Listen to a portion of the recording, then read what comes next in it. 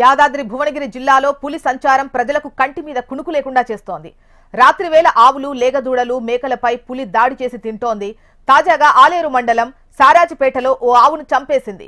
శ్రీనివాసపురంలో పులి అడుగు జాడలను ఫారెస్ట్ అధికారులు గుర్తించారు. పులి సంచారంతో సమీప ప్రాంతాల ప్రజలు తీవ్ర భయాందోళనకు గురవుతున్నారు. ఏ వైపు నుంచి పులి వస్తుందో తెలియని పరిస్థితి నెలకొంది. భయంగా ప్రాణాలు అరచేతిలో పెట్టుకుని గడుపుతున్నారు.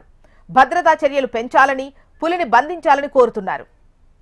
మరిన్ని డీటెయిల్స్ రీజనల్ కోఆర్డినేటర్ అశోక్ అందిస్తారు. అశోక్, జ్యోష్ట ఏదైతే యాదాద్రి జిల్లాలో గత నెల రోజులుగా పులి కంటి మీద కునుకు లేకుండా చేస్తుంది. ప్రధానంగా బొమ్మలరావరం, తుర్కపల్లి, రాజపేట మండలాల్లో గత 20-25 రోజులుగా సంచరించినటువంటి పులి వరుసగా లేగదూడలను ఆవులపై దాడి చేస్తూ విహారం చేస్తుంది. దీంతో తీవ్ర భయాందోళన జరుగుతున్న నేపథ్యంలో గత 2 రోజుల క్రితం సిద్దిపేట పరిధిలో ఉన్నటువంటి గజ్వేలి పరిసర ప్రాంతాల్లో వెళ్ళినటువంటి పులి 2 రోజుల నుంచి కూడా ఏదైతే రాజపేట మండలం, ఆలేరు మండలాల మీదుగా ప్రస్తుతం ఆలేరు మండలంలో సంచరిస్తుంది. రాత్రి ఏదైతే చారాజిపేట, తూర్పుగూడెం గ్రామాల మధ్య ఉన్నటువంటి ఒక రైతుకు సంబంధించినటువంటి ఆవుపై దాడి చేసి చంపివేసింది. సో ఆ ప్రాంతంలోనే అటు లింగాలగనపురం, జనగామ, ఆలేరు మండల ప్రాంతాల పరిధిలో ప్రస్తుతం పులి ఉన్నట్లుగా సమాచారం ఉంది. దీనికి సంబంధించి నెల రోజులుగా కూడా అటవీ శాఖ అధికారులు, పోలీసులు కూడా దీనికి సంబంధించి ట్రాప్ చేసేందుకు ప్రయత్నం చేస్తున్నా కూడా పులి చిక్కడం లేదు. దీంతో నెల రోజులుగా